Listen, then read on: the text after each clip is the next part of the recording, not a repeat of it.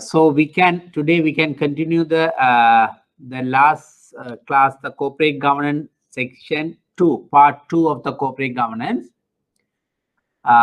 Today is the most probably my last class for this semester.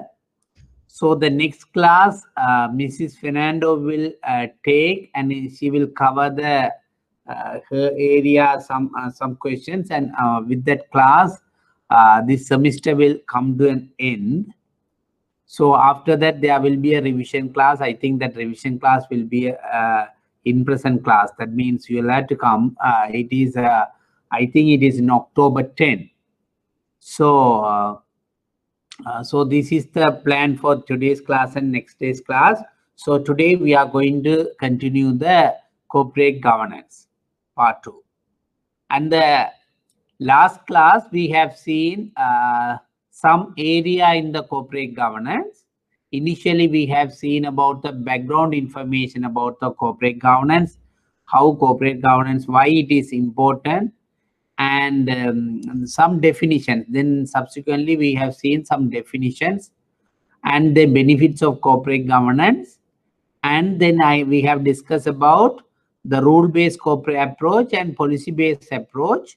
The rule-based, and we have seen the difference between the rule-based and policy-based approaches, and we have discussed about the code of best practices in Sri Lanka. And under the code of best practices, I have already mentioned in the last class, there are two types of corporate governances are released in Sri Lanka, which were released by two regulatory authorities. One is SEC, Securities and Exchange Commission, and other one is the Central Bank of Sri Lanka.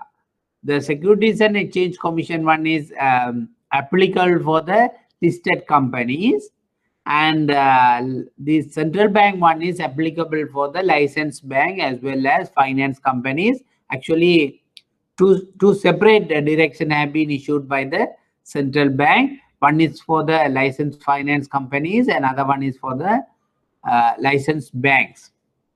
And actually, for this class, we will concentrate on the corporate governance direction issued by Central Bank of Sri Lanka for the licensed banks. We will not touch on the licensed finance companies, because you can answer for the questions, exam questions, based on the direction issued for licensed banks. So after that, we have discussed about the board responsibility and balanced board, executive and non-executive directors and independent directors. Then we have discussed about the chairman and CEO as roles, as well as the chairman's role separately, and appoint to the board. So these are the things we have discussed in the last class. Today we are going to continue the corporate governance directions issued by the central bank for licensed banks. So before going to the detailed discussion, do you all have any questions to ask from me, or anything you have to clarify on the related to the last class, or any other area? Okay, since you all don't have the any particular questions, we will continue the corporate today's discussion. The corporate governance for licensed bank in Sri Lanka issued by Central Bank of Sri Lanka. I think this is in 2007-8 period they have issued this direction, and after that, time to time they have amended or they have made some amendments to these directions. So based on this direction, the corporate governance can be segregated or divided into 8 principles. The principle one is the responsibility of the board, which is the important one. So we have seen the last class, the board has some responsibility, and balancing the interest of all the stakeholders is the prime responsibility of the board of directors. So that the principle one is discuss about the the responsibility of the board. And the principle 2 discuss about the board composition. Even I have touched these things in the last class. The board composition there should be a balanced composition in the board. What do you mean by the balanced composition? What is the meaning of balanced composition? The balanced composition means in a board there should be a balance mixed between the executive directors and non-executive directors and independent directors. So principle 2 mention about those board composition and the minimum requirement related to the board composition. And there's a principle 3 which is about the criteria to assess the fit and proper of the directors. Because to become the director of the bank, actually they have to, each and every newly appointed director should comply with the fit and proper requirement of the central bank under this corporate governance direction. So the principle 3 mention about the criteria to assess the fit and proper of the directors. And principle 4 is about the management functions dedicated by the board. The board is responsibility for overseeing the company activities, but they will have appoint the board of directors, and the board, they will delegate the functions to the board of delegate the functions to the senior management, and through the senior management they will oversee, they will carry out their overseeing functions. So the management function delegated to the board is also is discussed in the principle 4, and the principle 5 is about the role of role and responsibility of the chairman and chief executive officer. In the last class I have mentioned one of the requirement of regarding the chairman and chief executive officer, where we have discussed that there should be 2 people to this post. The one person cannot have a or cannot take appointed as a chairman as well as chief executive officer. So that is one of the requirement even in the SEC's direction as well. So here in the principle 5 is discussed about the chairman and chief executive officer's role, and the principle 6 about the board appointment committees, and principle 7 about the related party transaction. This is one of the important area you have to think about these related party transactions, which we have discussed something in the risk management as well, in the risk management section as well. So here also in the corporate governance direction they have mentioned about the related party transaction requirement and all. Now finally is about the disclosures. So these are the principles today we are going to discuss further detail. And before going to that, I just wanted to mention today is actually it may be a boring class because we are going to discuss about the concept, fully concept. So nothing much to explain, but we have to understand what is the rationale behind this each concept. So as a first one, we have seen that responsibility of the board. This is the principle 1. We have said the responsibility of the board. We are going to discuss about the principle 1, the responsibility of the boards. So they have mentioned some responsibilities in the direction. If there is a questions, you have to answer. You have to ready to answer this responsibility of the board of directors. The first responsibility: approve and oversee the strategic objective and corporate values. This is one of the first objective of the board of directors. Actually, they or every companies may have the corporate objectives, and so the board of directors has a responsibility of approving the strategic objectives of the company and overseeing that function. And the second responsibility of the board of directors is to approve the overall business strategy and including the overall risk policy. This is we have discussed even in the risk management topic. The risk management policy has to be approved by the board of directors, and they have the responsibility to overseeing the risk management policy. At the same time, they have to approve the overall business strategy of the company, because even though they have not involved with the day-to-day business activities, the ultimate responsibility of any functions in the related to the company is lie with the board of directors. So they are the people have the ultimate responsibility for each and everything in the company, even though they have not get involved directly. So approve the overall business strategy of the company is the responsibility of the board of directors. The third one is approve implementation of policy of communication with all stakeholders. Actually, this is one of the best practices, and it is most important for a bank, especially bank. Each and every bank should have the communication policy, because if there is any crisis time, or if there is any unexceptional circumstances, or even with regard to the normal business functions, everybody cannot speak about the bank. And if, for example, if a bank X, there are some issues on the bank X, then everybody cannot say their opinion about the everybody means every directors, every employee, every hierarchy, top management people cannot say about their opinion to the media or stakeholders.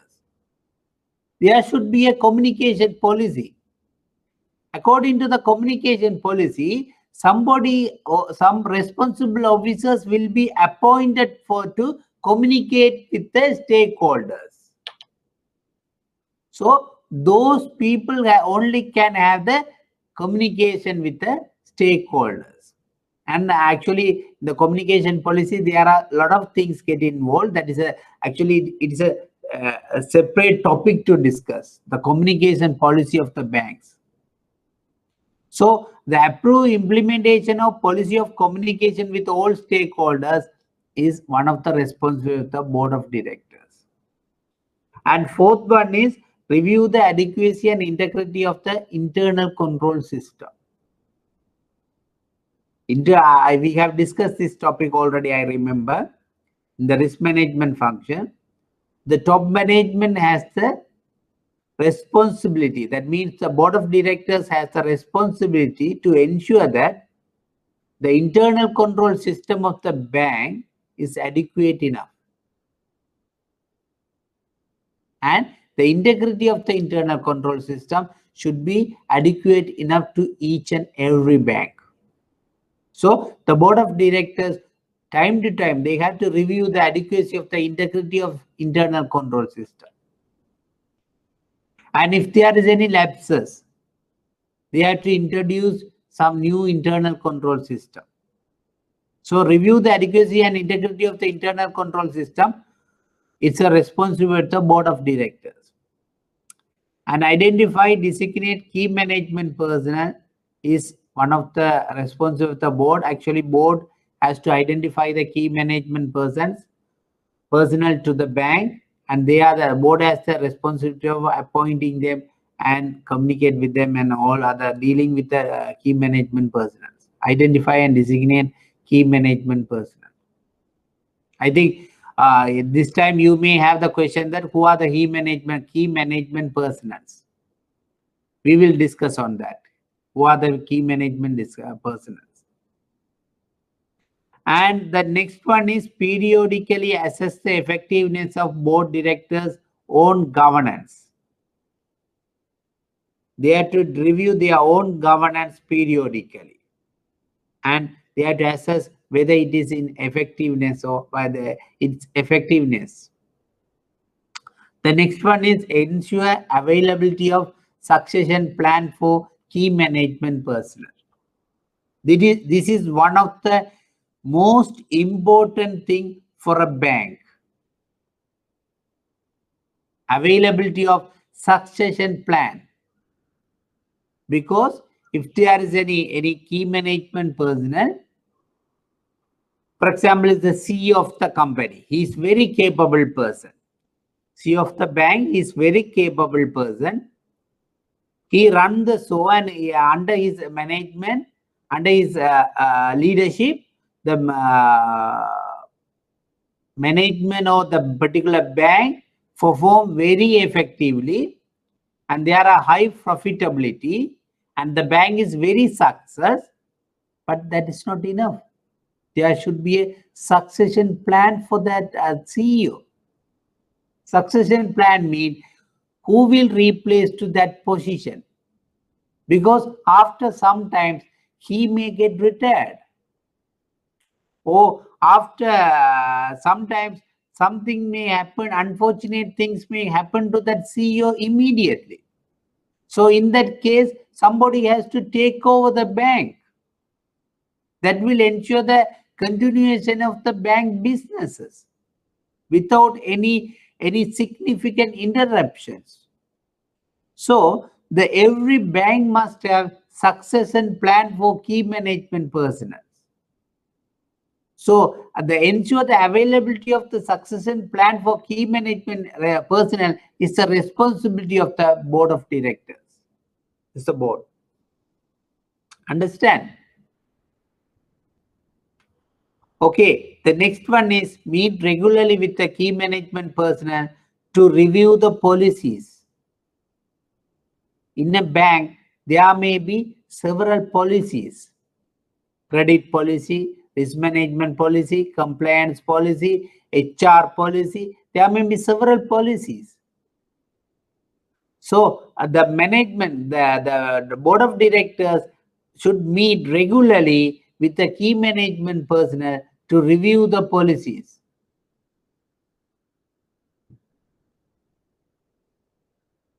And there are some other responsibilities. Understand the regulatory environment, because the board of directors are responsibility for the overall operation of the bank. So they must understand the regulatory environment. What are the changes are taking place in the regulatory environment?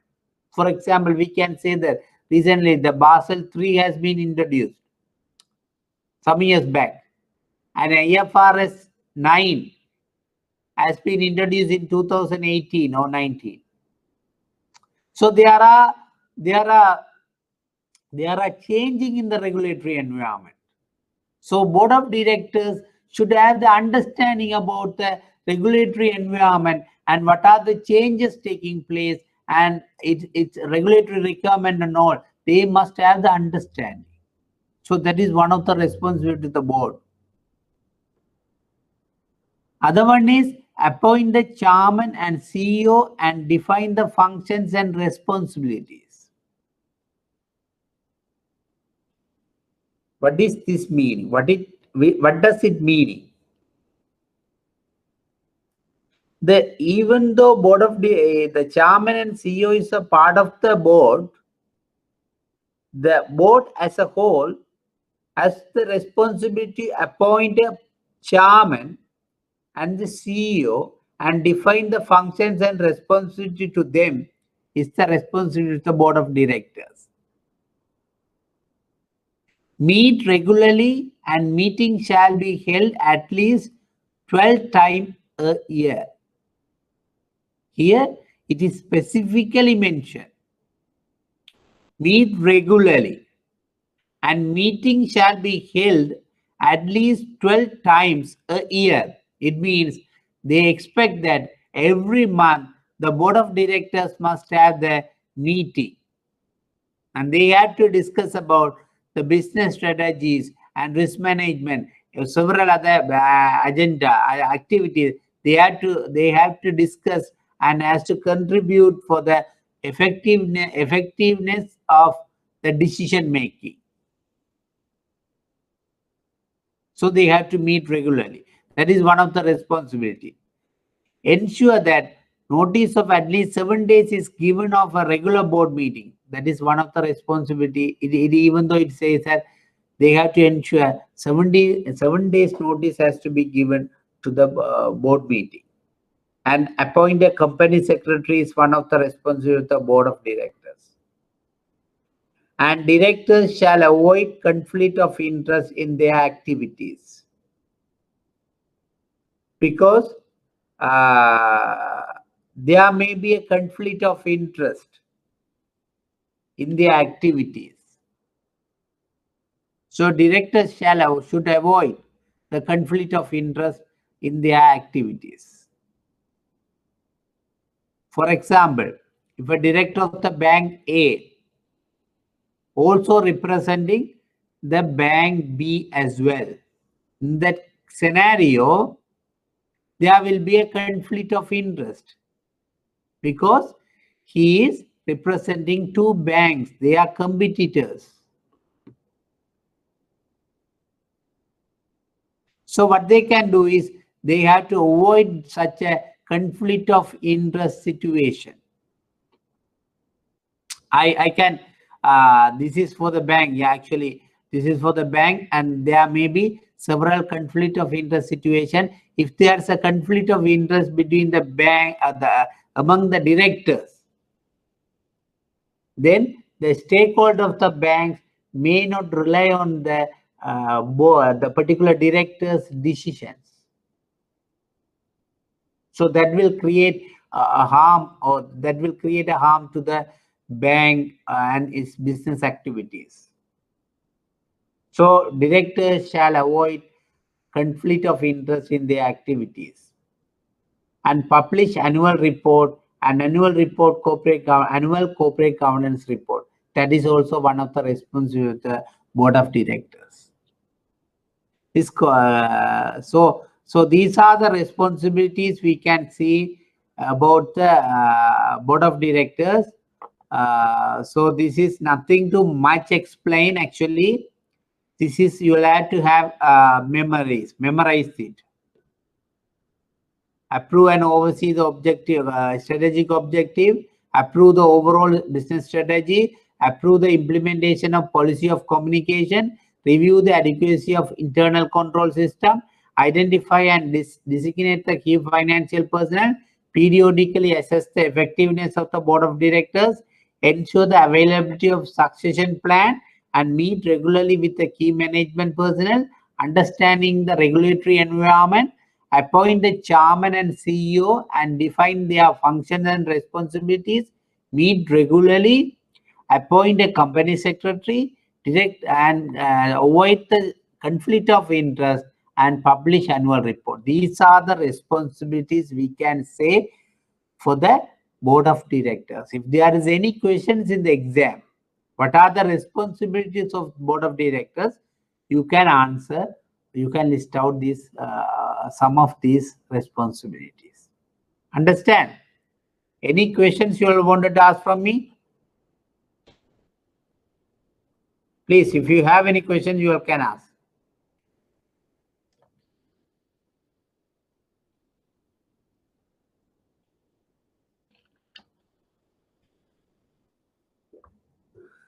Okay. We can go to this area. This is about the second principle, the board's composition. I have already mentioned that the composition of board, the central bank guideline on corporate governance, define the mention the minimum requirement for the requirement related to the board composition. The first one is number of directors shall not be less than 7 and not more than 13. So if any licensed bank, the number of directors can be between 7 to 13.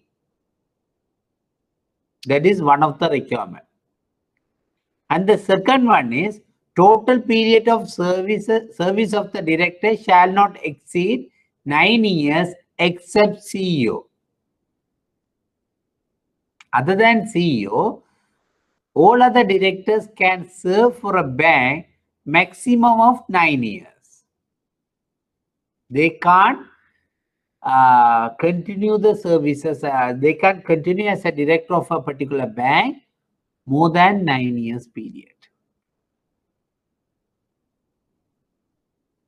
Third one is executive director shall not exceed 1/3 of the number of directors. Executive director shall not exceed 1/3 of the number of directors. For example, if total number of directors are 12, maximum 4 people can be the executive directors. What do you mean by the executive directors? I have mentioned you in the last class. What is the meaning of executive directors? Can anybody?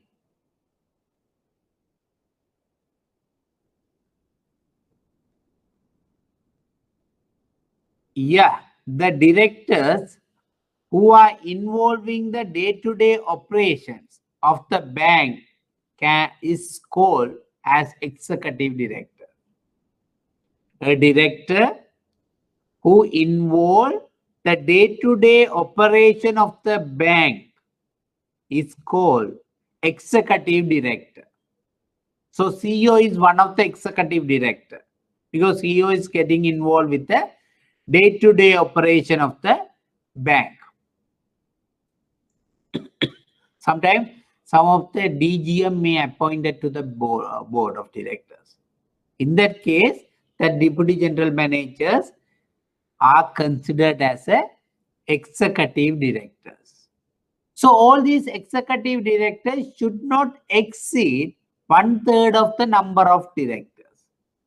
If number of directors 12, then maximum 4 people can be the executive directors. The other one is the board shall have at least 3 independent non-executive directors or 1/3 of the total number of directors, whichever higher.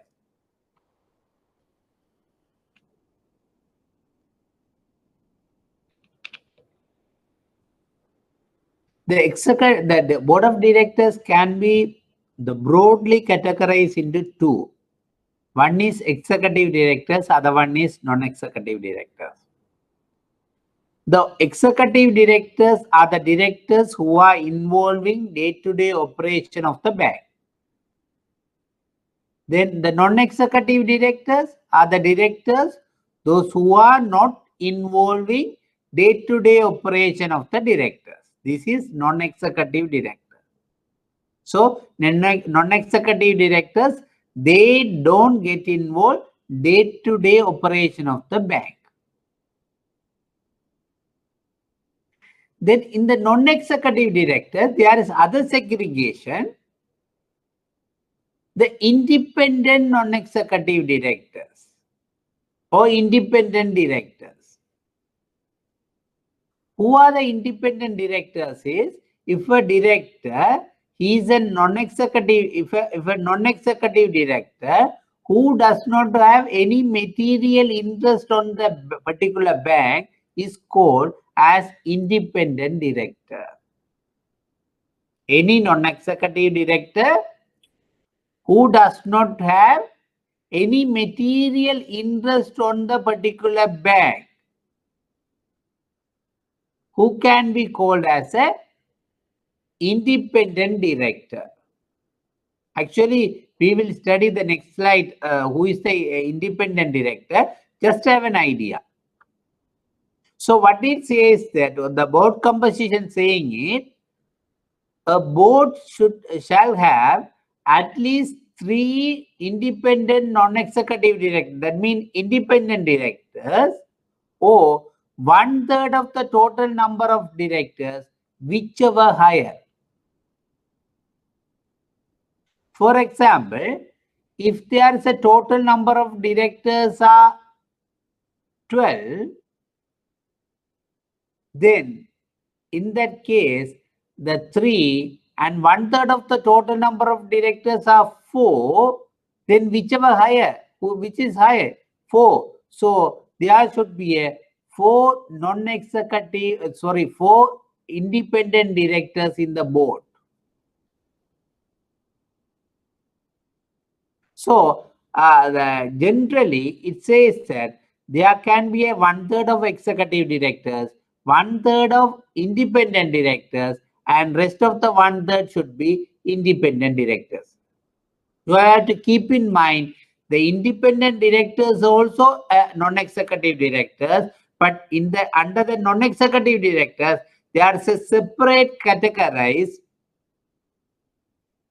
called as a independent directors. The definition of the independent directors is very broad. We can simply understand that any non-executive director who does not have the material interest on particular company or bank is called as an independent director.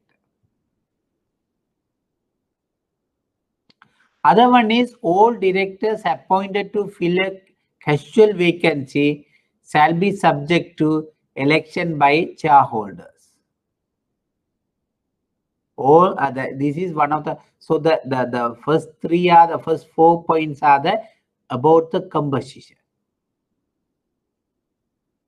First one is at least 7 directors, maximum 13 directors.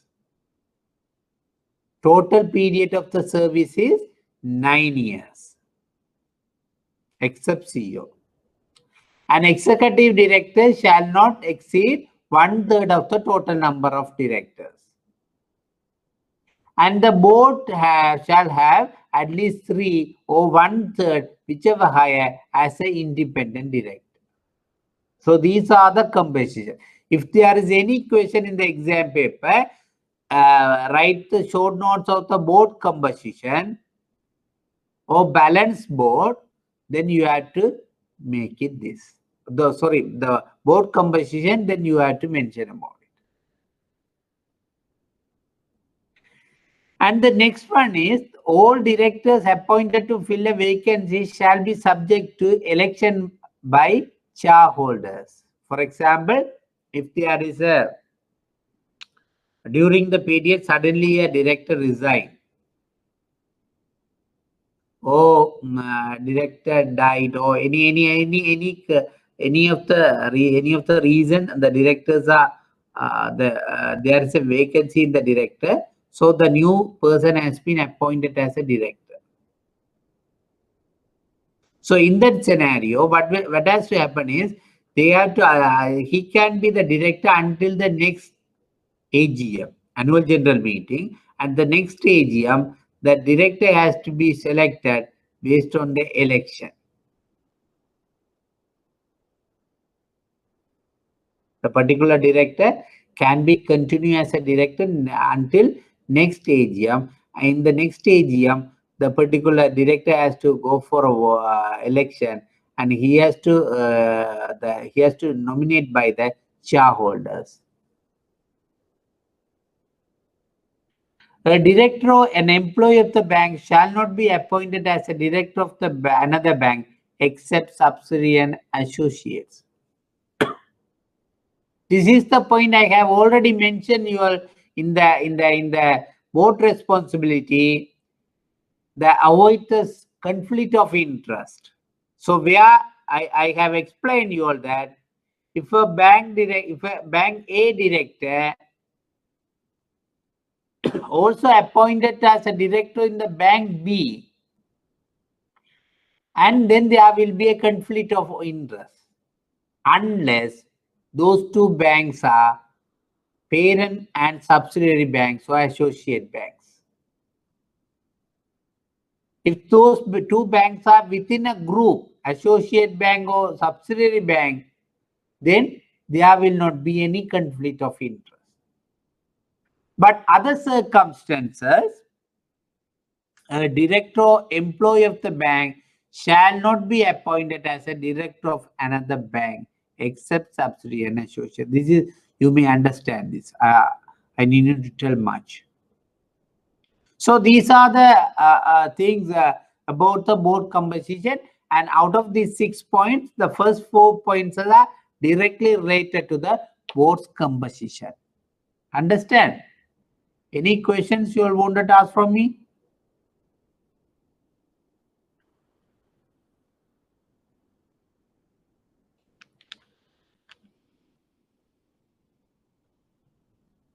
Okay. Then we have studied in the last slide out of the all directors, at least 3 directors or 1/3 of the directors, whichever higher, should be an independent directors. Sorry, should be an independent directors, right? Then here there can be a question that who is independent director? Then I say that the non-executive director who should not have, or who does not have any material interest on the bank can be an independent director. But there's a criteria to identify the independent director. This criteria prove an independent director in a negative way. Non-executive director shall not be considered as an independent if he or she has a direct or indirect shareholding of more than 1% of the bank. Yeah. If there is a non-executive director, but who is having the direct or indirect shareholding of the particular bank for more than 1%, then he or she cannot be considered as an independent director. Understand? For example, in a company X, a director A is appointed as a non-executive director. But the director A has a shareholding, 5% shareholding in the particular bank X. In that circumstances, the director A can be the non-executive director, but he cannot be considered as an independent director because he has a material interest. That means he has a direct shareholding of more than 1%. It means 5% in the particular bank X. So he cannot be considered as an independent director. Got the point? Okay. The second one is currently has or had during the period of 2 years immediately preceding appointment any business transaction with bank. It means if a director who has a business transaction, it may be supplying something, he's a borrower of the bank, the large borrower, or he is a large deposit of the bank, or he is supplying some services to the bank. If you have any business transactions with that bank, that particular non-executive director cannot be considered as an independent director. So here it's mentioned that currently or during the last 2 years period, immediately preceding appointment, if he or she have any business transaction with a bank, he or she cannot be considered as an independent director. The third one is if he or she has been employed by the bank during the last 2 years period, immediately preceding the appointment of as director, then he or she can be considered as an independent director. Then somebody may ask the question that, okay, during the last year period, what about currently? If currently he or she is the employer, then he cannot be considered as a non-executive, because if she is an employer or he is an employer, then he will be involved with the day-to-day operation of the bank. Then if he appointed as a director, then he will be considered as an executive director. So that means it says that if they employed by the bank during the 2 years period immediately preceding the appointment as a director, then he cannot be considered as an independent director. And a director has a close relations who is a director or CEO or member of the key management, a material shareholder of the bank or another bank. What it is meaning? A person has been appointed as a director, non-executive director, if he or she is a close relations of other director or close relations of CEO or a close relations of a member of the key management person or a material shareholder of the bank or another bank, then he cannot be considered, he or she cannot be considered as an independent director. Understand? And if a non-executive director appointed as an independent director, if she or he represents the specific shareholder of the bank, then he cannot be considered as an independent director. Third one is, he is an employee or director of a material shareholder in a company or business organization which has material transaction with the bank, then he or she cannot be considered as an independent directors. So here, the independent director is negatively proved. That means the central bank describes certain criteria. If the non-executive director does not fall into that criteria only, he will consider it as an independent director. It means a non-executive director who has more than 1% shareholder, then he cannot be considered as an independent director. It means he must have, should not have any direct shareholding or shareholding less than 1%. And currently, as of during the last 2 years period, appoint any business transaction with the bank. He or she should not have. And if it is an independent bank, he cannot be the last employee of the particular bank during the last 2 years period preceding to appointed as a director. And if an director appointed as a if director can be considered as a independent director if he does not have any close relations with the director or CEO, any other key management personnel or major shareholder, material shareholder, then only he can be considered as an independent director. And finally, if it's an employee or director or material shareholder of the company or business organization which has material transaction with the bank, then he or she cannot be considered as a non-executive director.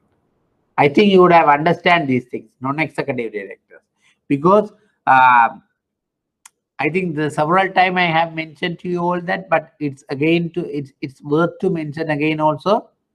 The purpose of the study is getting knowledge as well as passing exam. So you have to get the knowledge, same time you have to focus on if there is any question, how to answer the questions. There's a question, generally there are questions about the independent directors. So better to read these criteria and keep it in mind. Okay, any questions you all wanted to ask from related to this thing?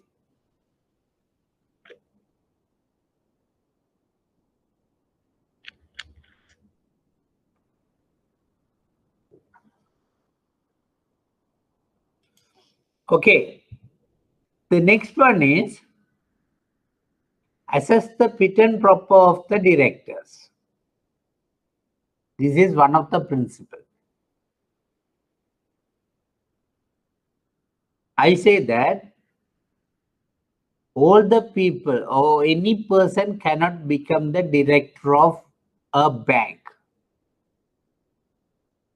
If any person has to become the director of the licensed bank, he or she should comply with some requirements, or he or she should fulfill some qualifications or some requirements. We can, rather than using the word qualification, we can use the word requirements prescribed by the central bank. The one is the age of the person who serves as a director shall not exceed 70 years.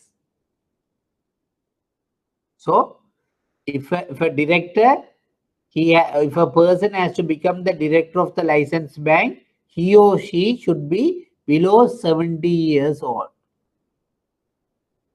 A person shall not hold the office as a director of more than 20 companies, entities, and institutions, inclusive of subsidiaries and associates of the bank. If a person wanted to be appointed as a director of the licensed bank, he or she cannot hold the office as a director of the more than 20 companies. Why this requirement is imposed to the imposed in the board of corporate governance direction? Why they are saying so? Saying that if a person appointed as a person hold office as a director for more than 20 companies, he cannot become as a director. Why this requirement is this requirement is mentioned in the corporate governance direction? What is the rationale behind it? Because if a person appointed as a director of the bank, he or she should allocate his time for a better contribution as a director of the particular bank. If that particular director, such director, is representing more than 20 companies or hold the office as a director in more than 20 companies, he or she might not have adequate time to concentrate on the banking business as a director. So that is the rationale behind it. So it says that a person shall not hold the office as a director of more than 20 companies, including subsidiaries and associates. Another one is fit and proper of the key management personnel shall be assessed at the following circumstances: currently in office, at the time of appointment as a permanent or contract basis, at the time of renewal of employment contract, or at any other time, whether there are supervisory concern in respect of such officer as may be determined by the director of the bank supervision. Actually, if a person appointed as a director, newly appointed as a director, before confirm that the particular licensed bank has to send information about the particular director and request the central bank for an approval, fit and proper approval. So what they will do is they will just mention about his biodata, his age, and his education qualification, and his experiences, and what other companies he's holding as a director post, and everything they will mention and send it to the central bank to check whether he is a fit and proper person as become as a director. Then by going through the information, then central bank will give an approval. Okay, this person is fit and proper for this to become a director. So at that time, at the assessment time or at the evaluation time, they will check whether this person is above 70 or below 70. And then they will say that they will check whether this person having the directorship in other more than 20 company or less. They will check. And they will check whether this person has the proper education qualification to handle as a to become as a director of the licensed bank.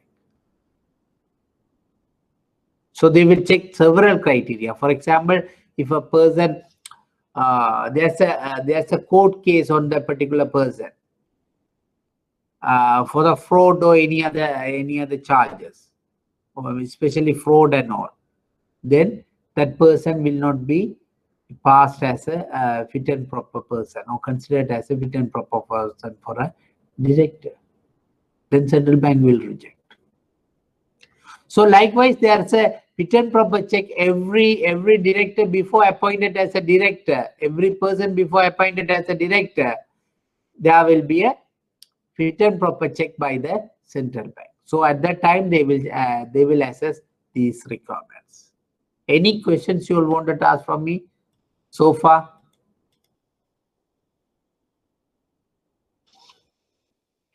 Yeah, there's a question asked from one of the students asking that any minimum age for the directors. Actually, there is no minimum age for the director, but generally we are checking their qualifications to become as a director, education qualifications and experiences. So, so even though there is no minimum age requirement, but to become the to acquire the minimum qualifications, it means professional qualification or any academic qualifications. Generally, it may be more than 21 years old, or the reach to 20 years and above. But actually, in the direction, there is no any minimum requirement. But it naturally he can to become the director. At least he or she has to be more than 21 years or 21 years, because he has to acquire the academic and academic and professional qualification as well as experiences to become the director. I think understand. So if there is any question that if there is any minimum age, actually there is no minimum age prescribed in the direction or the corporate direction on corporate governance. But naturally, he or she has to pass at least all the to gain the academic qualification and professional qualification, he must be at least 21 years old. Understand? Okay, these are the assess the fit and proper of the directors. Any questions? Then I have we have moved to the key management personnel, because in the earlier discussions we have several times I have mentioned you all that key management personnel. This corporate governance directions and everything is applicable to the board of directors and especially for the key management personnel. So some may have a question that who are the key management personnel?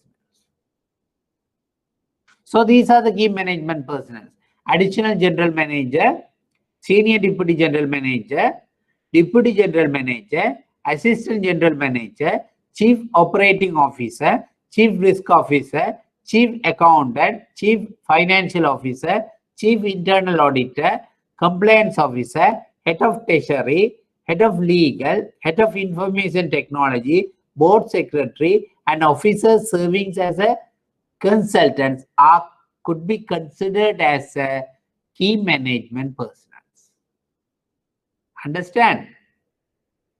So these are the example for the key management personnel. So if there is any requirement, actually when a bank appoint a person as a officer as a key management personnel, that time also they have to send the information to the central bank to check whether this person is fit and proper to become the key management person.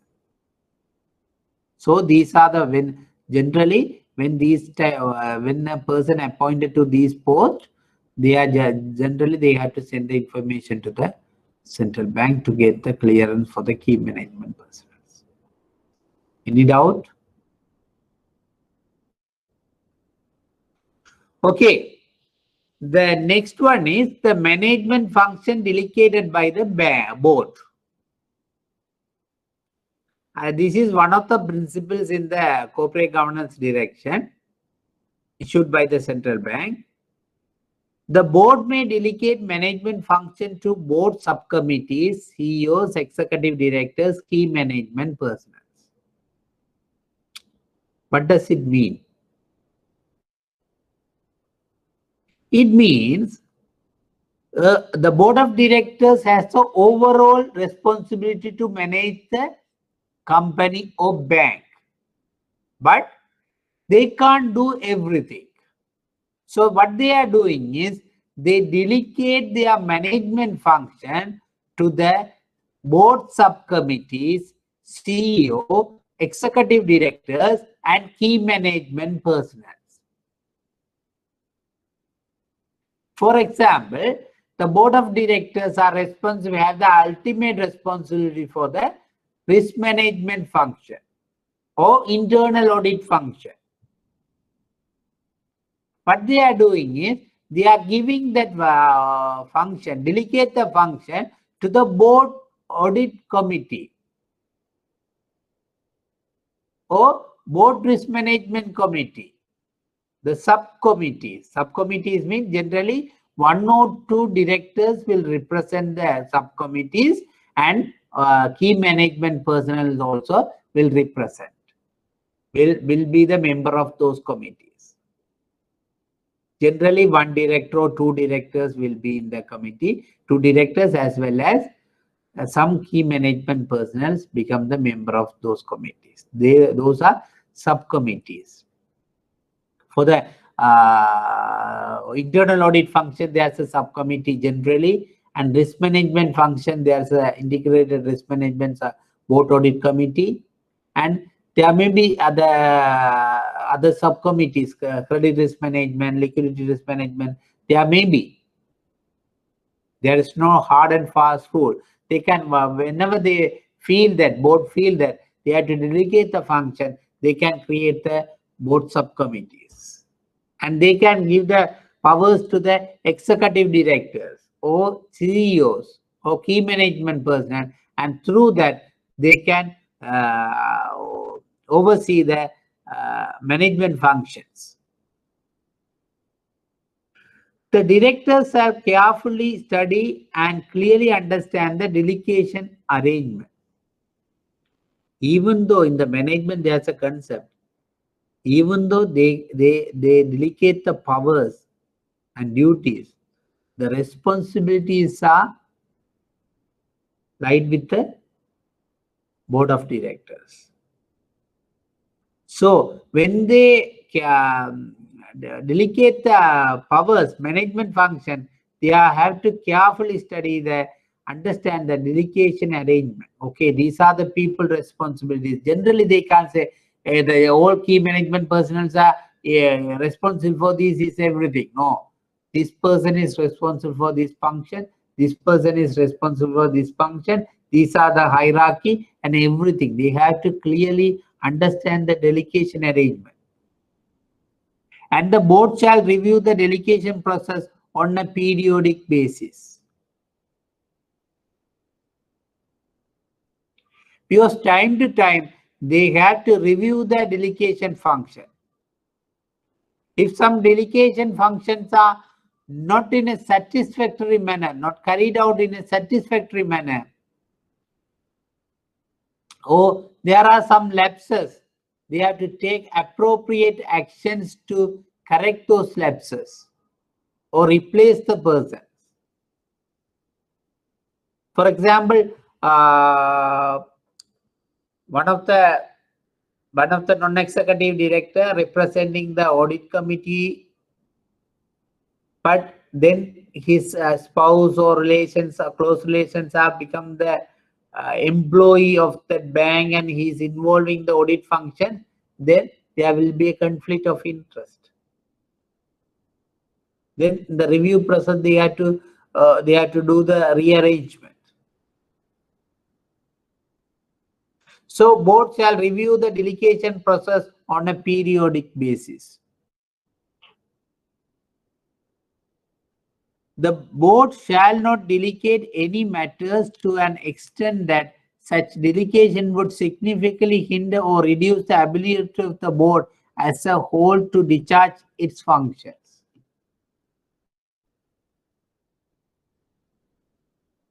It means the board, when the board delegates the business function, it should be careful.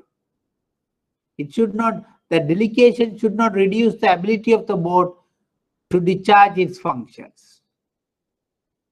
So these are the some of the thoughts about the management function delegated by the board, and these requirements are mentioned in the corporate governance directions issued by central bank to the licensed banks. There's the next topic, which is about the chairman and chief executive officer, CEO.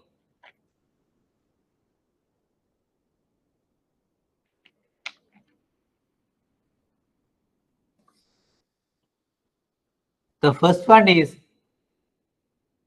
which is always I am mentioning to you all, the role of the chairman and CEO shall be separate and shall not be performed by a same individual. Generally, the chairman's role is sort of non-executive function. A non-executive director should be a chairman of the board. But the CEO is generally an executive post or executive director.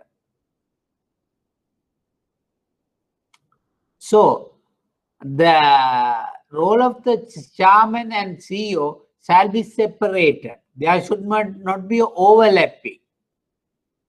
There should be a clear distinction between the chairman's role and CEO's role.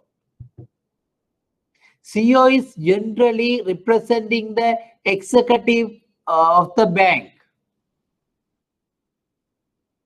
Who is executives? The people, the officials who are involving day-to-day operations. The chairman is something else. Chairman is sort of non-executive director. He or she should run the board, or he or she has a responsibility to function the board in a smooth manner. So there should be a clear function for the chairman. There should be a clear function for the CEO.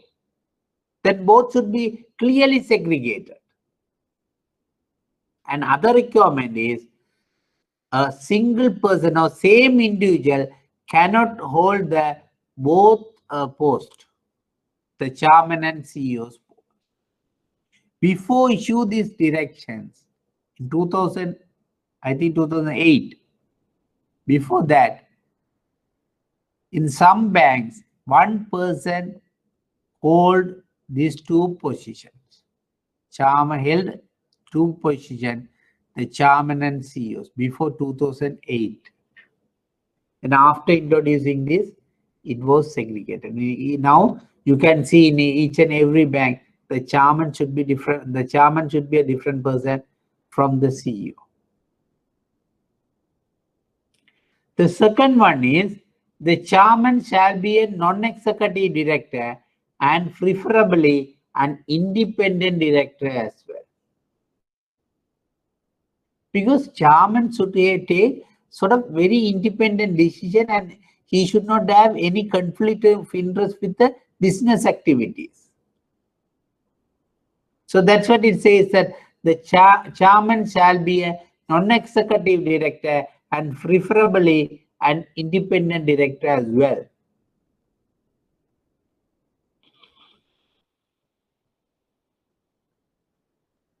The chairman shall provide leadership to the board, ensure that board works effectively and discharge its responsibility. That's what I told you that.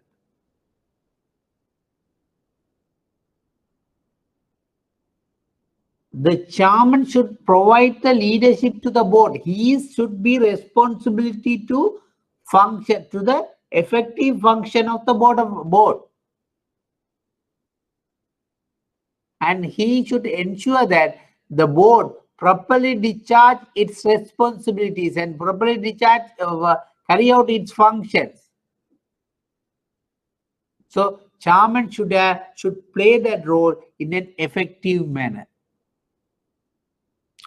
The fourth one is chairman shall ensure that all directors are properly briefed on issues arising at board meetings.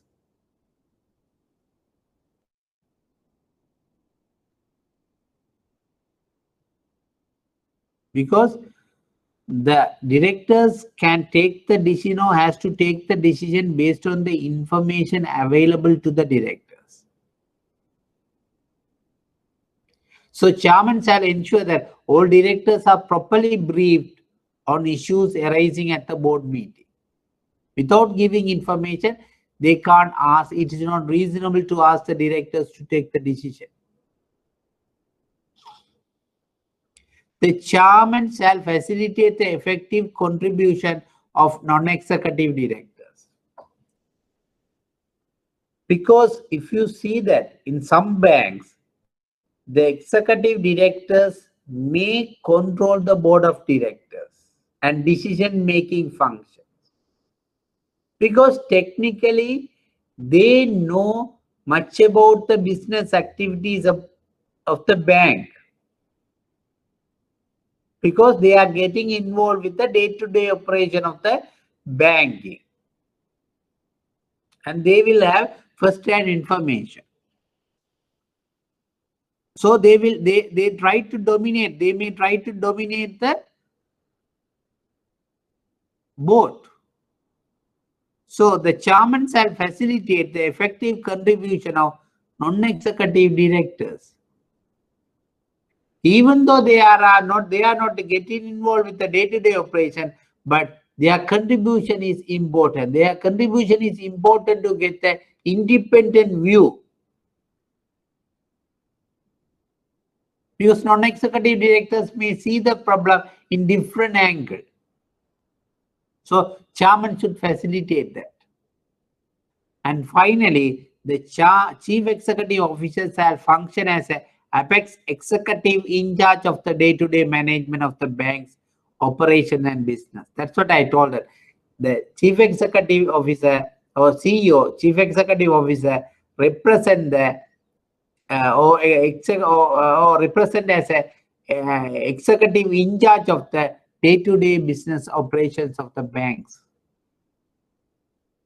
But chairman is sort of representing the non-executive director. He or she should provide the leadership to the board. So these are the differences. These are sort of comparison between the chairman and chief executive officers described in the corporate governance direction.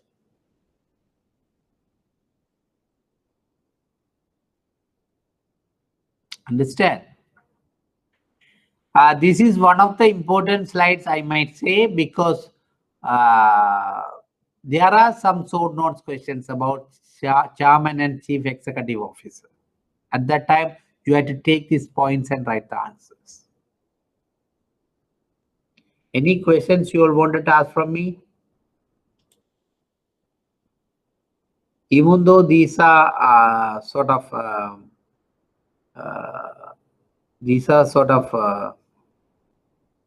direct theories, sometimes you may have some practical questions and things. So if you all have anything, you all can ask. If I know the answer, I will answer it.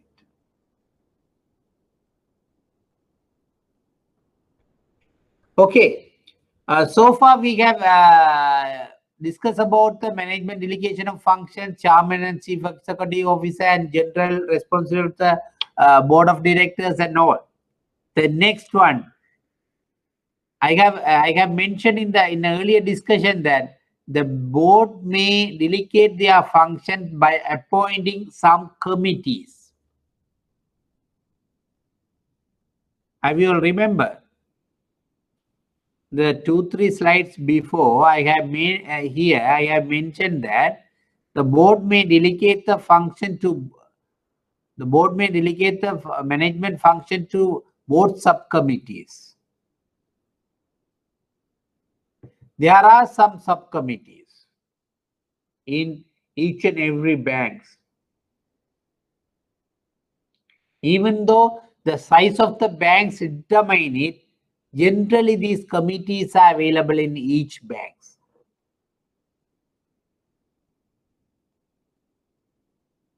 First one is audit committee. It is most important thing. And human resources and remuneration committee. We will see one by one the committee's functions. And nomination committee. Integrated risk management committee.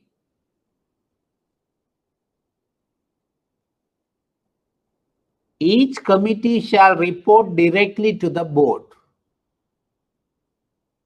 A report of the performance of each committee at the annual general meeting will be submitted to the shareholders.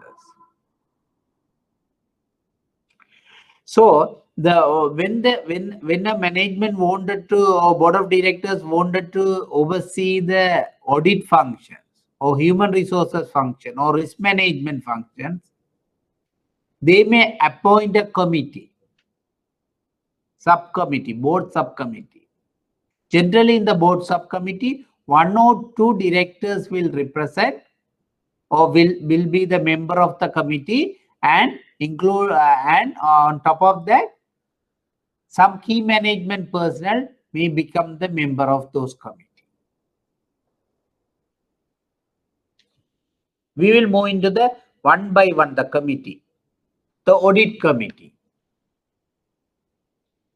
Actually, in the corporate governance direction, it has been mentioned that audit committee, what are the requirements for the audit committee? Chairman of the committee shall be an independent non-executive director. Why it is saying so? Can't we appoint an executive director as a chairman of the audit committee? Can we? You will understand the question. The question is, it says, it is in the first bullet point, it says that the chairman of the committee shall be an independent non-executive director. My question is, can't we appoint an executive director as a chairman of the committee, audit committee? Obviously, no. Why? Why we can't appoint the executive director as a chairman of the audit committee? Any people? Any volunteers?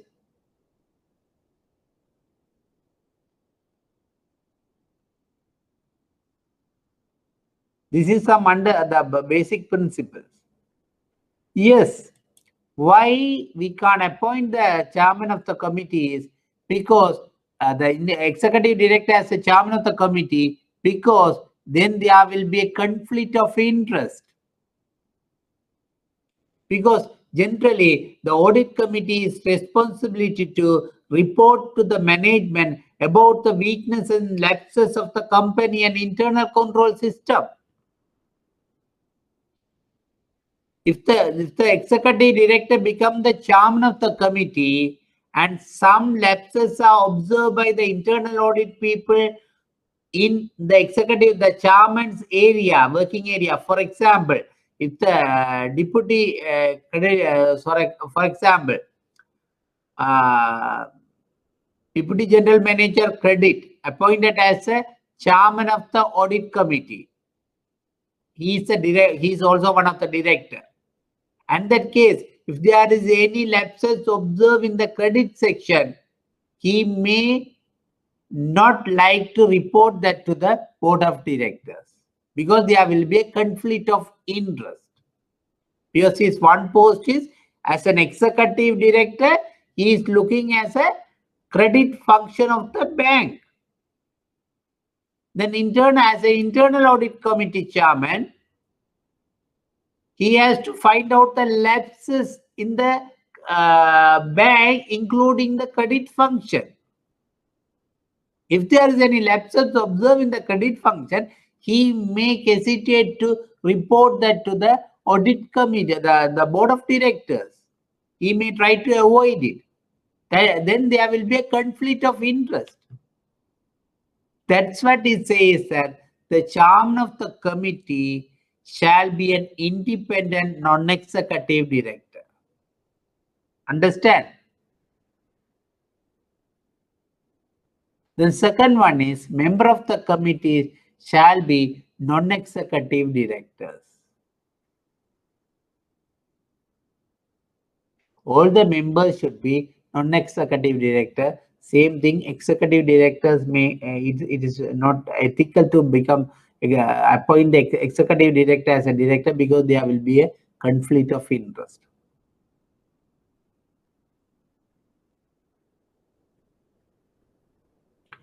Other one is committee shall make recommendations on matters in connection with appoint the external auditor. These are some of the function of audit committee.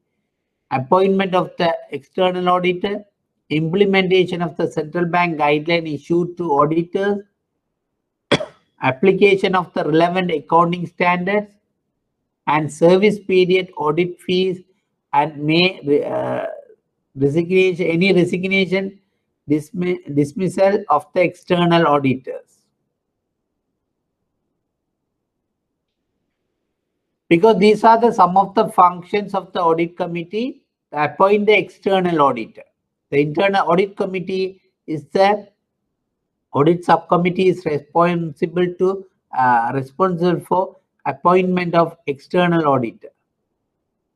So they can make recommendation. Actually, the board of directors should appoint the external auditors, but the internal audit subcommittee can make some recommendations.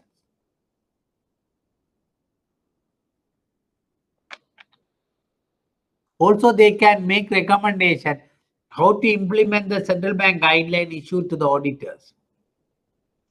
Same wise, application of relevant accounting standards, service period, audit fees, and any resignation of the external auditor. They can make some recommendation to the board as a board audit subcommittee.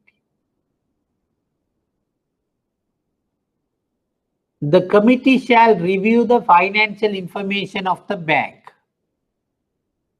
That is other things related to the internal audit committee.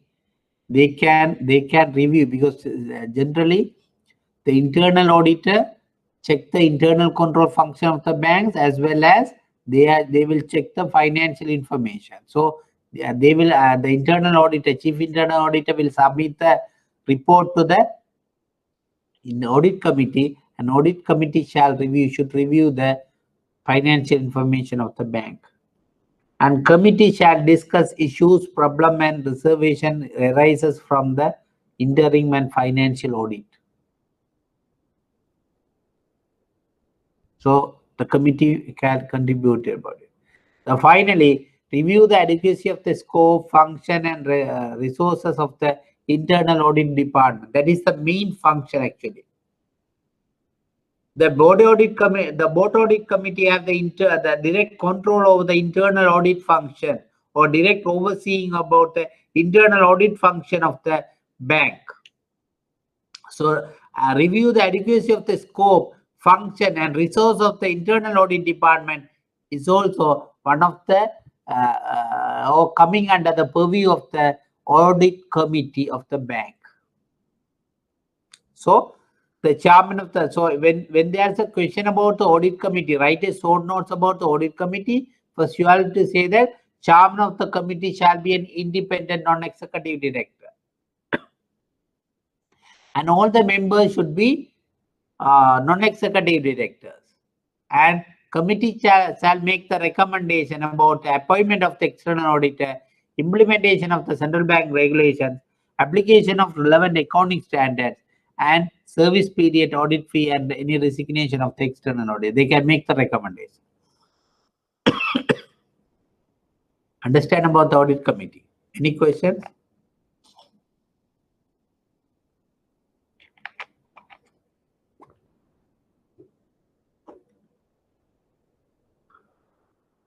The next one is Human Resources and Remuneration Committee.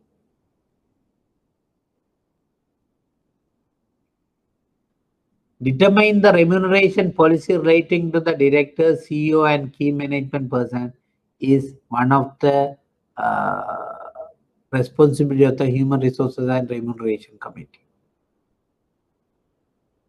Because the directors, CEOs, and key management personnel, their salaries are determined by the remuneration policy. There should be a remuneration policy. So remuneration policy is determined by this Human Resources Committee, and again the board of directors will represent that committee. Set goals and target for the directors, CEOs, and key management personnel is one of the responsibility.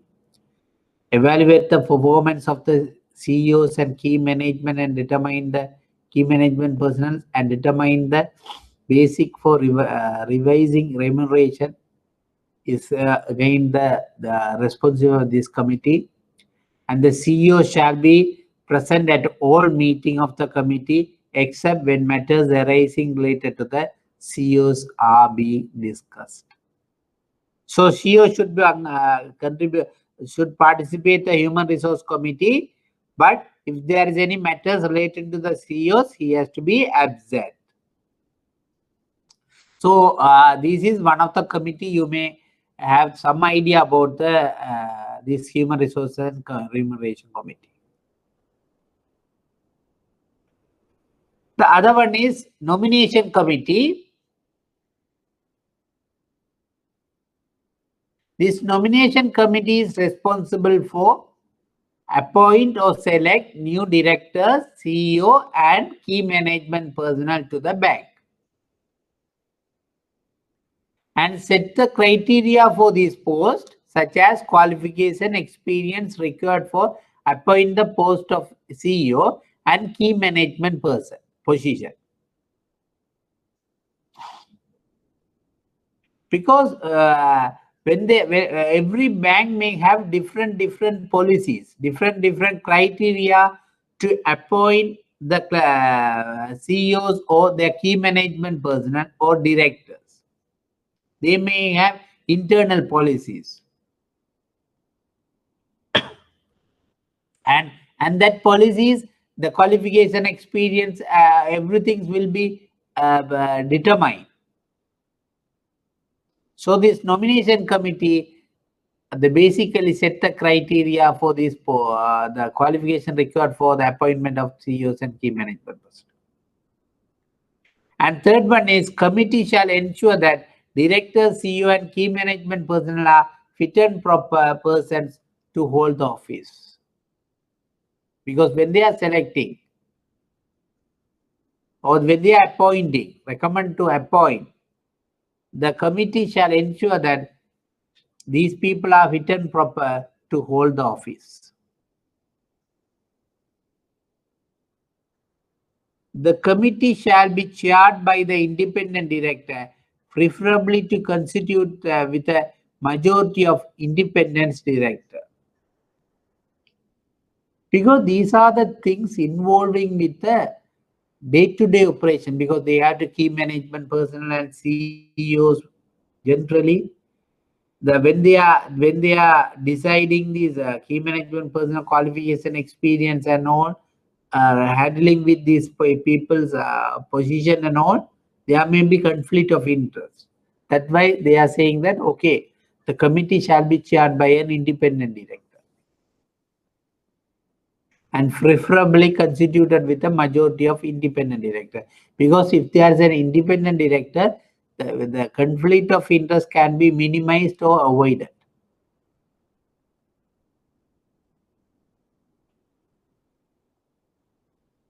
The other one is Integrated Risk Management Committee, which we have discussed in earlier classes also. At the time we discussed about risk management function of a bank and financial institution. But anyhow, the corporate governance point of view, we can mention these things. Committee shall consist of at least 3 non-executive directors, CEO and key management supervising broad risk category. Here, if you can see that there's a composition of non-executive directors and executive directors or executive people. Because when they are implementing risk management function, there should be support from the executive people. Because even though risk management people are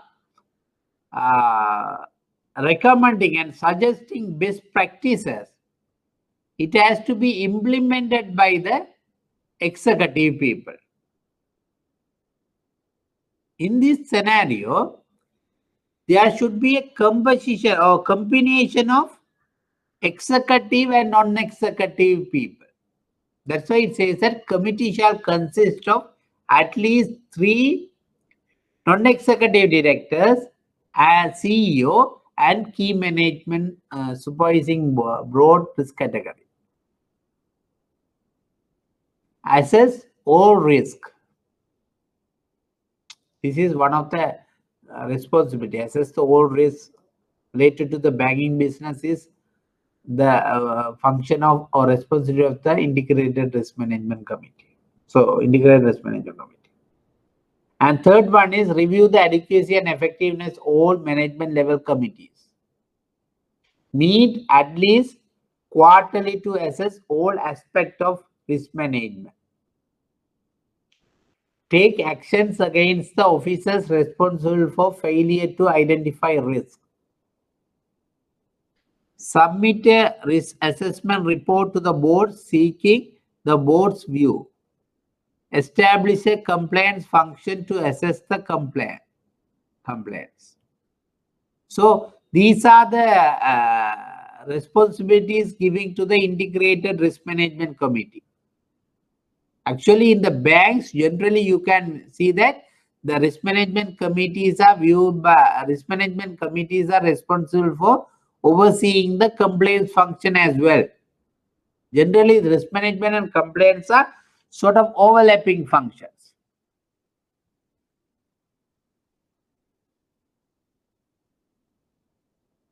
So the two peoples, the risk management committee is responsible for the risk management function as well as establish the compliance function to assess the compliance as well.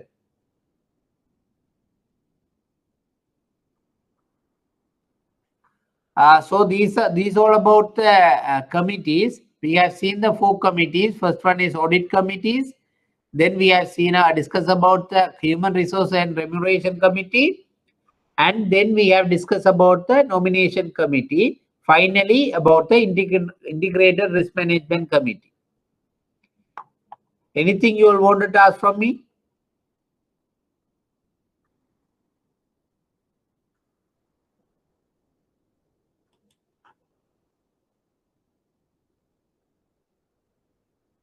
The other one is disclosure requirements. That is also one of the requirement mentioned in the as a response of the board of directors or under the corporate governance. The disclosure requirements. Why disclosure requirements is important? Because the transparency is always encouraged.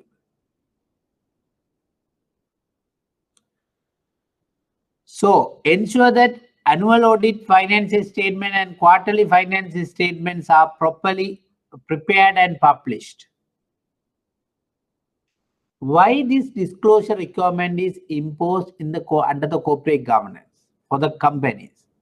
Because as we discussed already, the company framework, the owners are different from management persons.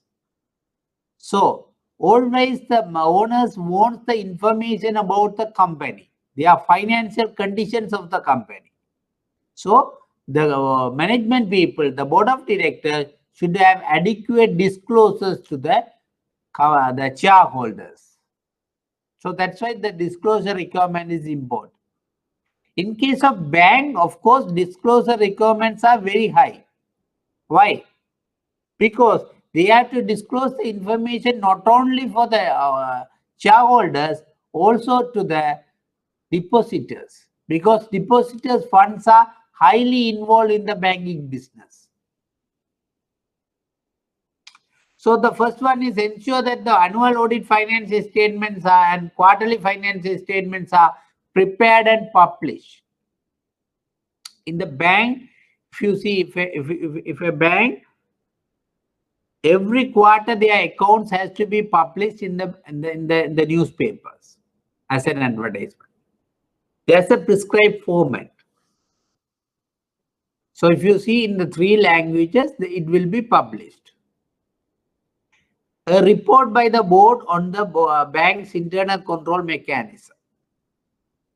Detail of directors including names, fitness and proper transaction with the bank and the total fees and remuneration paid. It has to be disclosed. A report setting out details of the compliance with the prudential requirements, regulations and laws.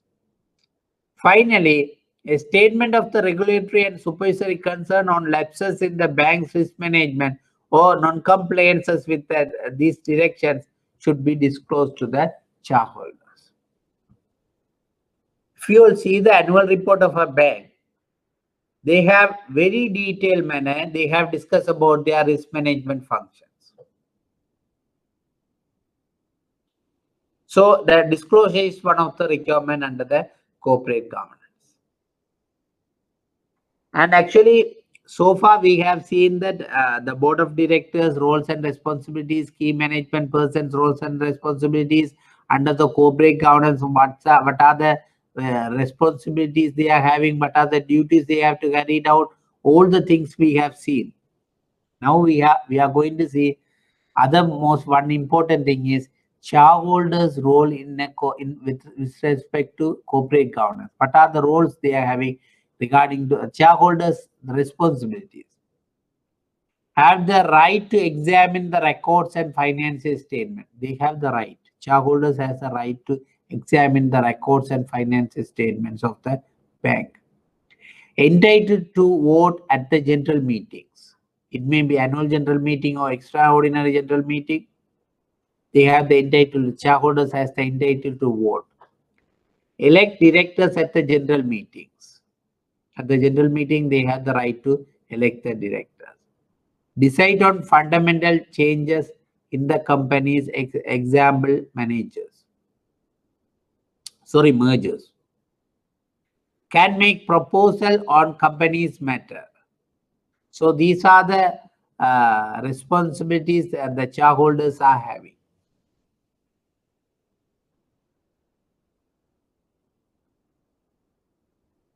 Any questions? Okay, finally, we are going to, so far we have discussed about the corporate governance, several aspects with respect to the corporate governance. Finally, as a final thing, we are going to discuss something about common issues in the corporate governance. The common issues, sometimes there may be questions in the question paper, the common issues of the corporate governance.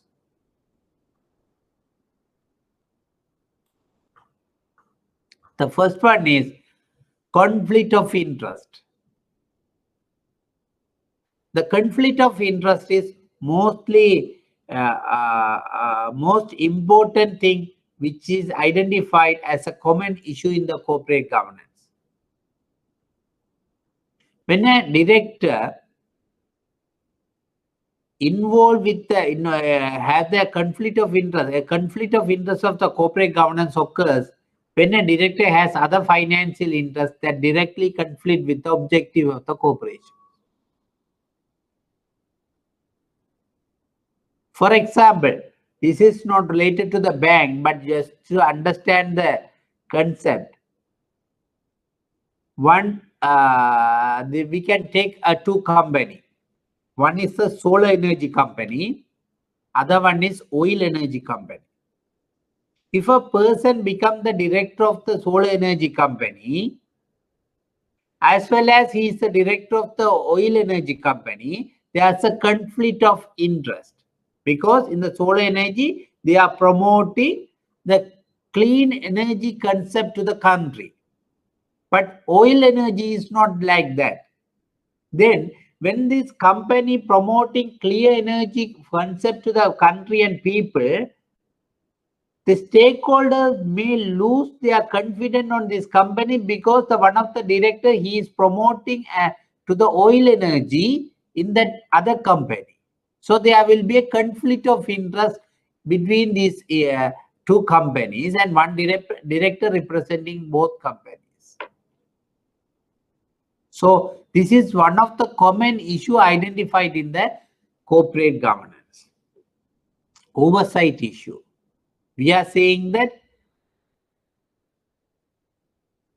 the corporate board of directors have the ultimate responsibilities. And the effective corporate governance requires the board of directors to have the substantial oversight of the company's procedures and practices. But generally, there are lack of oversight will create due to several reasons. Maybe lack of skill also contributed, or lack of time and all other things. The lack of oversight also will create issues to the company, and this is also one of the common issues identified in the corporate governance. And the accountability, because the board of directors has accountability to all the stakeholders.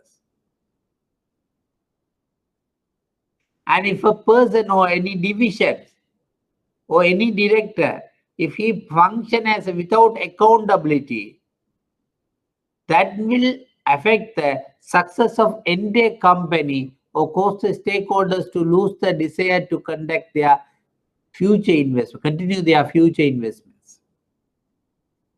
So accountability also one of the common issue in identifying, because most of the people hesitate to take the accountability.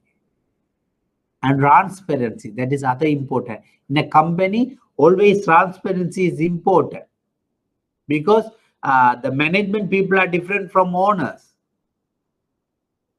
And in the transparency, a lack of transparency can also expose to the company to fine from regulatory agencies.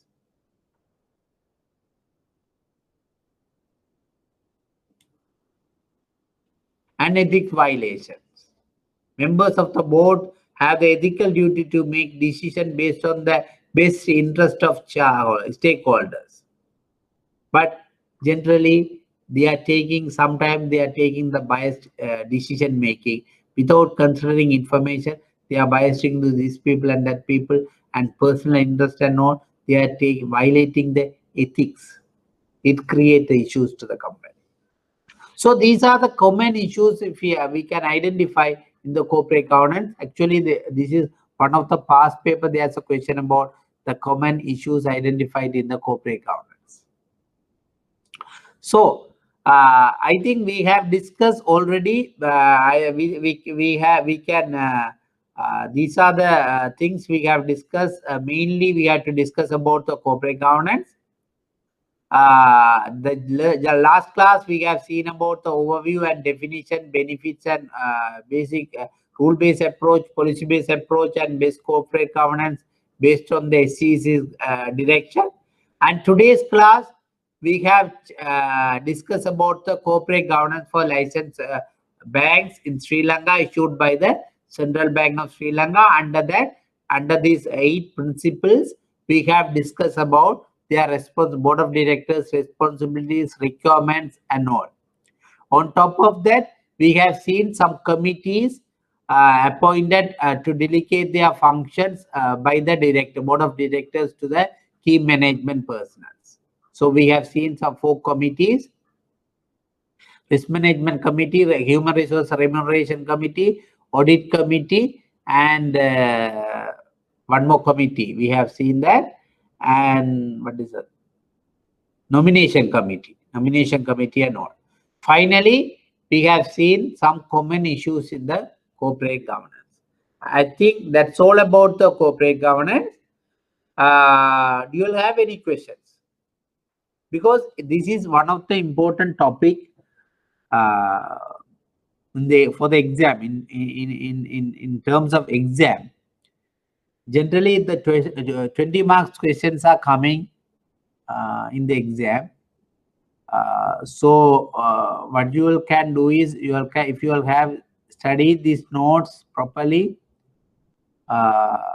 you have to memorize some of the things, but you have to keep it the clear concept idea.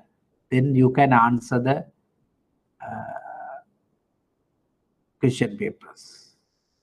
Any questions you all wanted to ask?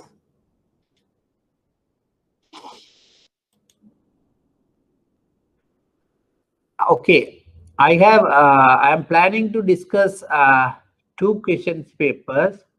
One is 2019 September examination. Other one is 2019 March examination papers. So first we will look into the 2019 September exam paper. That exam paper question number 2 for 20 marks is about the corporate governance. So we will see one by one the questions. What does it mean by corporate governance? We have seen several definitions about the corporate governance in the last class. Generally, we can define that corporate governance is a best practices followed by the board of directors and key management personnel to keep balance between all the stakeholders of the company. Or the corporate governance is a set of functions to maintain a set of rules to maintain balance between the interest of all the stakeholders of the company is called as a corporate governance. And I remember the last class I have explained you all about the OECD definition and all. So you have to mention one of the definition here. And the second part of the question is why deposit-taking financial institution DTFIs are required to have a sound corporate governance framework. Why we are compared to other companies, deposit-taking finance institution should have sound corporate governance. Why? Because the deposit-taking financial institutions deal with the depositors' money. Other companies are generally deal with the owner's money. So here the priorities has to be given to the depositors. And other than because even the part of the owners may become the director of the other companies, but in the depositors there is no chance to become the director of the company. So the depositors' interest has to be take care. So that's why the deposit-taking financial institution should have sound corporate governance framework. Understand?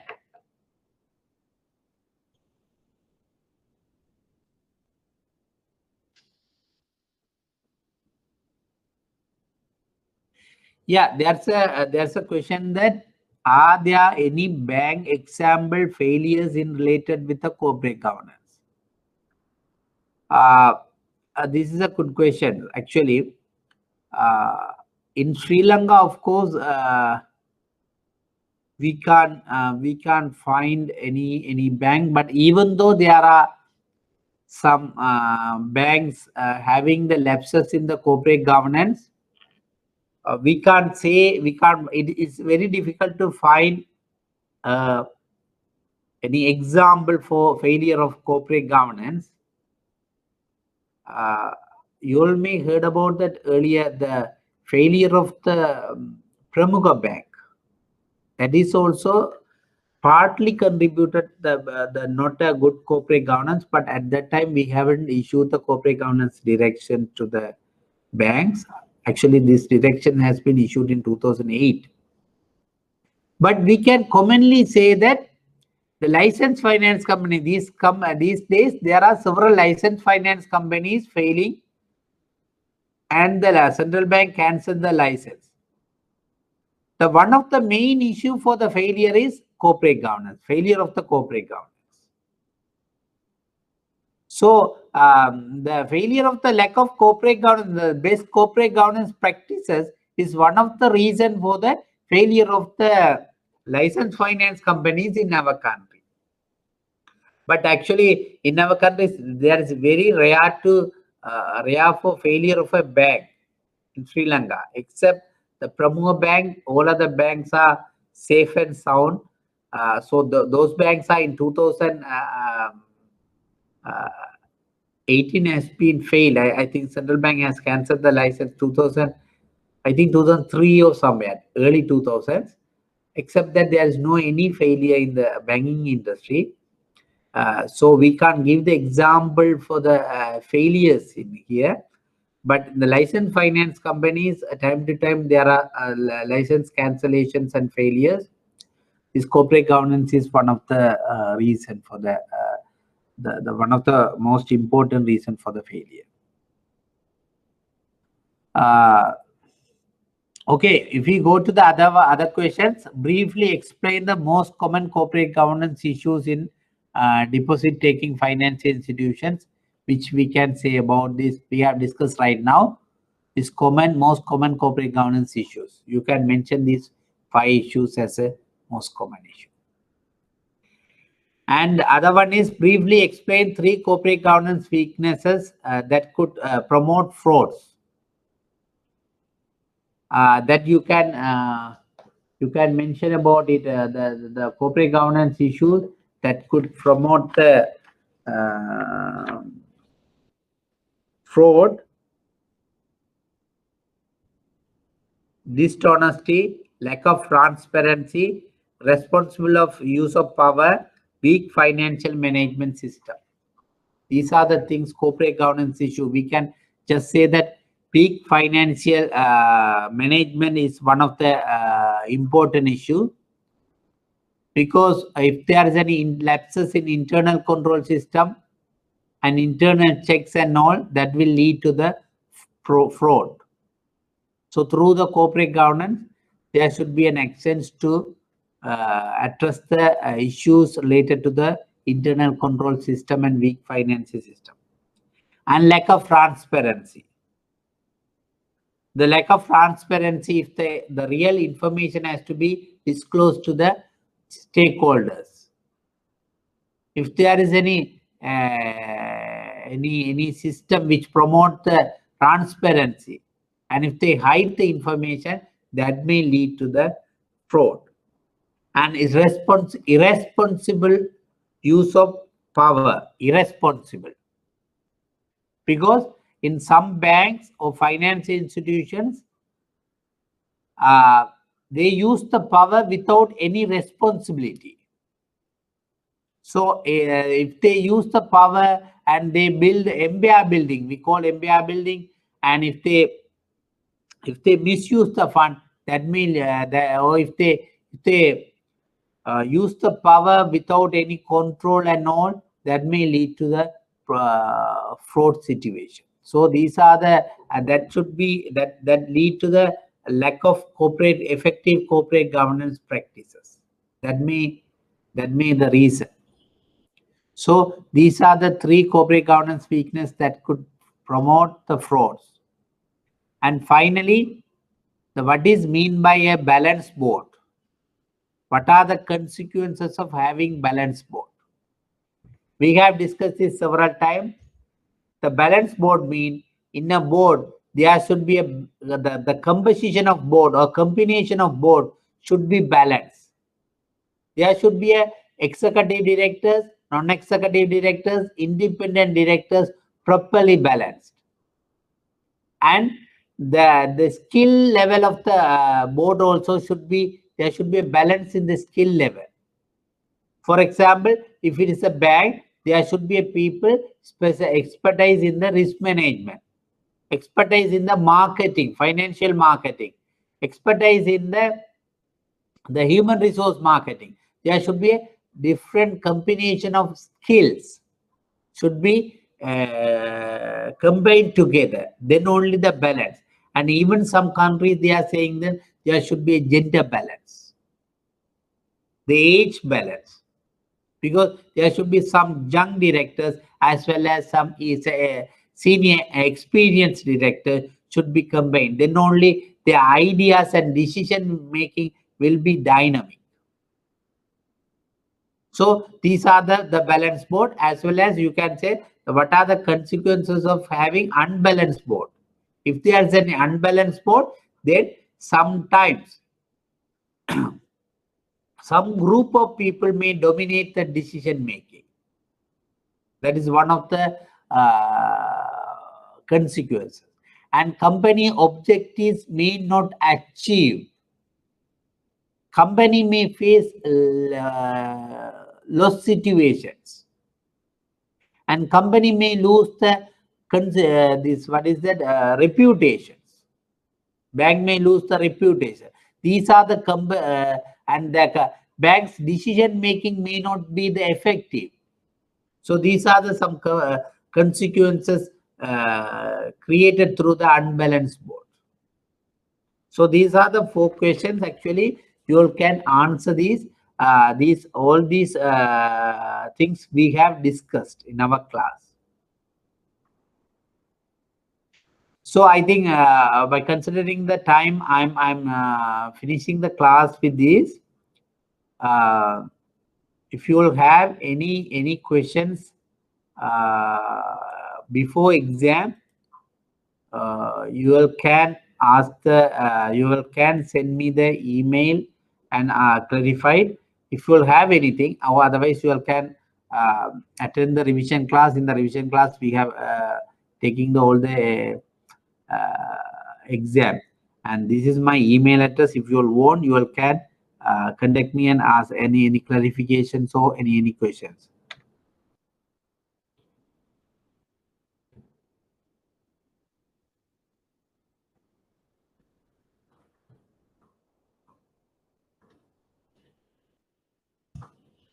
So before exam, if you have any questions, you can send the email. If I have the answers, if I know the answers, or otherwise I will get reference and I can help you. I think wish you all the best, and you may, I think next month you may have the exams, so do it in a proper way. Wish you all the best. Thank you.